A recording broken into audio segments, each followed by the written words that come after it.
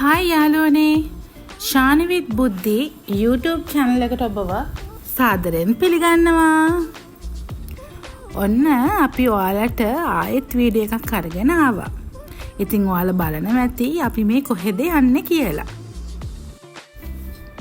අපි මේ වීඩියෝ එක අද ඔයාලට එක්ක බෙදාගත්තට ඇත්තටම අපි මේ ගමන ගියේ ජනවාරි මාසයේ. ඉතින් මේ වෙනකොටත් ඔයාලා දන්නවා බහරේන් කියන්නේ කාන්තාර රටක්. රස්නේ තියෙන රටක්. ඉතින් ඒ වගේම තමයි අපිට බීට් පැනේ බබා මාස කිහිපයක් සීතල තියෙන රටක්. ඉතින් රස්නේ සීතලයි මේ දෙකම තියෙන රටක් තමයි බහරේන් කියන්නේ. ඉතින් මෙයාලා සීත කාලේ පටන් ගන්නකොට බීජ වගා කරන්න පටන් ගන්නවා. ඉතින් අද අපි ඔයාලව අරගෙන යන්නේ මෙහි තියෙන ගොවි පොලක් වෙතට.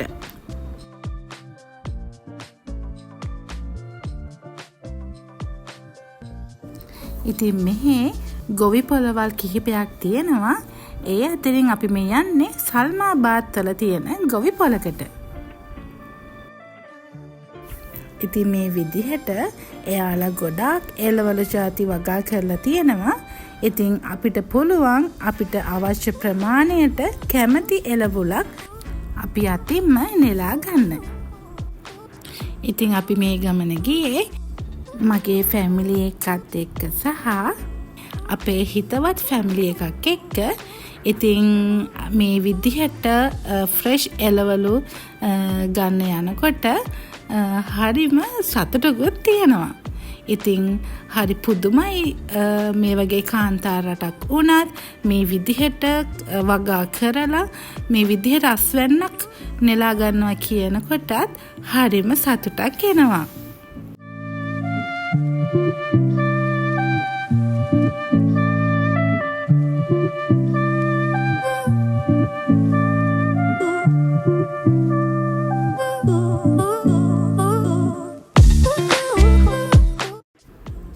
ඉතින් මටයි හබීටයි අවශ්‍ය තරමට අපි පලයි එළවලුයි නෙලා ගත්තා.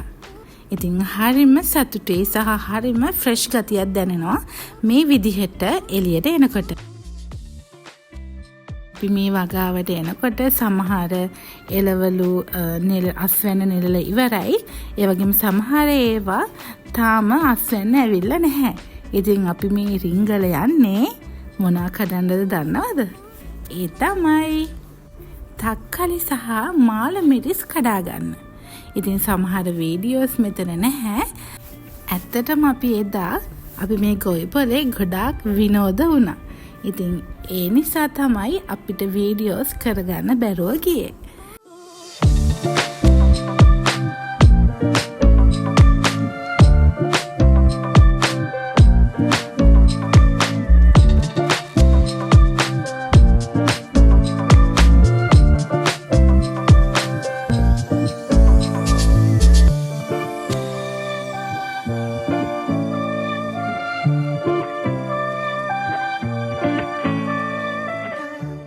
ඉතින් අපි ඊළඟ සැරේ මෙතනට යන්නේ කොහොමද? ඒ වගේම තව ගොවි පොළවල් කොහෙද තියෙන්නේ? ඒ වගේම ඒවායේ මිල ගණන් කොහොමද කියලා දැනුවත් කරන්න අපි වීඩියෝ එකක් අරගෙන ඔයාලා අතරට එන්නම්. ඉතින් මේ වීඩියෝ එකත් එක්ක එකතු වෙලා හිටපු ඔයාලට ගොඩාක් ස්තුතියි.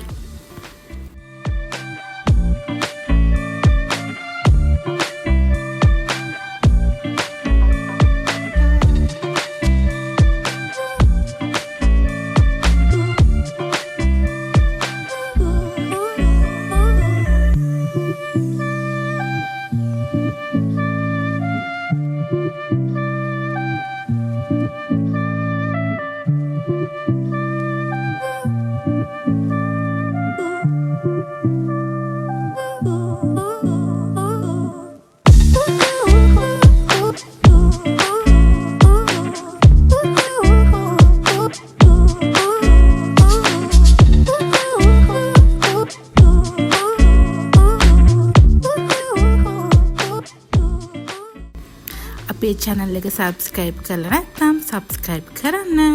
ඒ වගේම ලයික් කරන්නත් අමතක කරන්න එපා.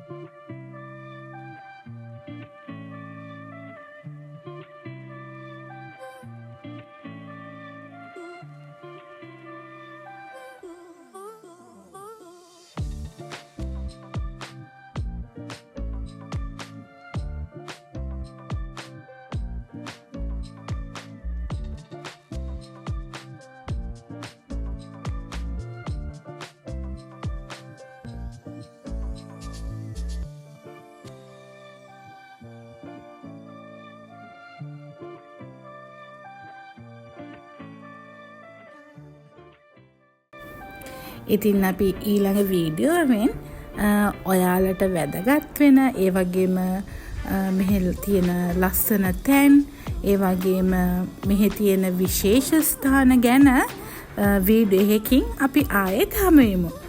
එහෙනම් බයි බයි.